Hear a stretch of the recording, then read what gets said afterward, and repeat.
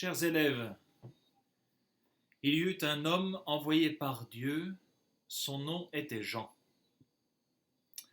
À l'occasion de ce troisième dimanche de l'Avent, l'Église nous donne comme modèle, ou plutôt comme voie, pour nous préparer à la fête de Noël, ce personnage de Jean-Baptiste. Rappelons-nous que le jour de l'Annonciation, l'ange dit à Marie que sa cousine Élisabeth est enceinte, déjà de 6 mois. Donc Jean-Baptiste, le fils d'Élisabeth, a 6 mois de plus que Jésus. Lorsque les hommes viennent s'adresser à Jean-Baptiste, alors qu'il a déjà presque 30 ans, pour lui demander qui il est, parce qu'il prêchait à travers la Galilée, Jean-Baptiste répond « Je suis la voix de celui qui crie dans le désert, redressez le chemin du Seigneur. » Ça, c'est une citation d'Isaïe qui annonçait déjà la venue de ce personnage, la venue de ce prophète qui prépare le chemin pour l'arrivée de Jésus.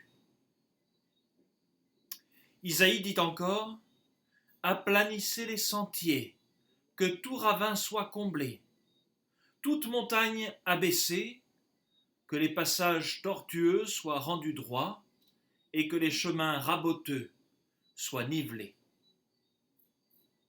Chers élèves, l'Église nous donne ces textes et cet exemple de Jean-Baptiste qui prêche la pénitence pour préparer notre cœur à recevoir notre Seigneur Jésus-Christ.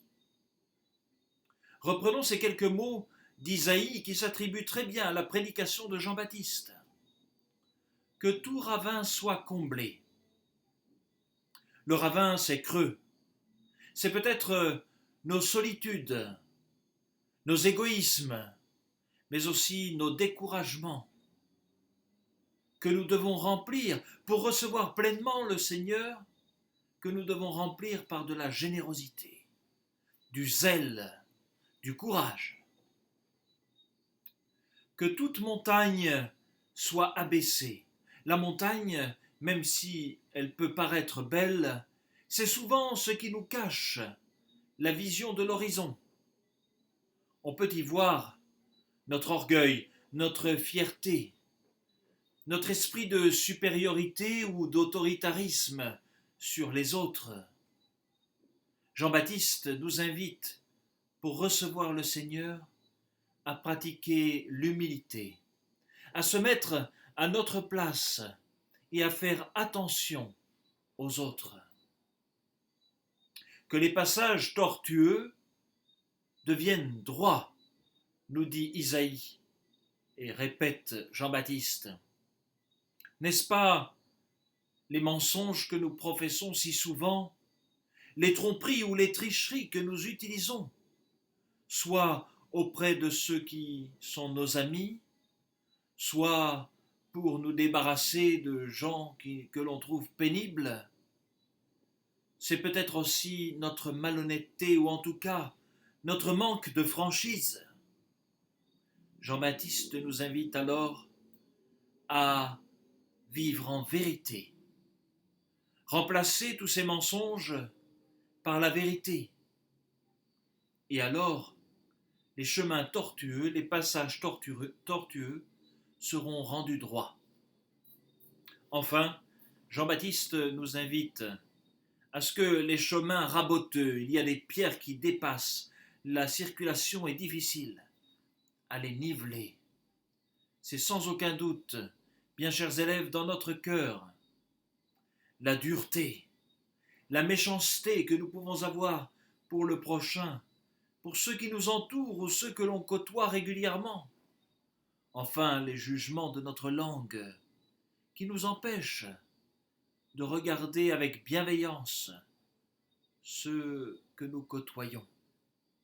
Ou bien encore, la critique si facile, qui peut être violente pour le prochain et alors véritablement raboteuse. Que les chemins raboteux soient nivelés. Comment pourront-ils être nivelés? Sinon par la charité, la bienveillance, la gentillesse, l'attention au prochain. Alors oui, nous allons combler les creux par la générosité, nous allons rabaisser l'orgueil par l'humilité et la simplicité, nous allons remplacer le mensonge par la vérité, et enfin la dureté par la charité. Alors oui, nous recevrons le message de Jean-Baptiste, et vraiment, alors qu'il nous invite à la conversion, et c'est pour ça qu'il dit qu'il baptise dans l'eau, l'eau nous lave de toutes ces mauvaises choses et dispose notre cœur à recevoir le baptême de l'Esprit. Comme le dit encore Jean-Baptiste, c'est pour recevoir celui qui va nous donner le Saint-Esprit, qui va vivifier nos cœurs, nous transformer et nous ouvrir le chemin de la sainteté, Jésus que nous attendons pour Noël. Bonne semaine et belle attente de Noël.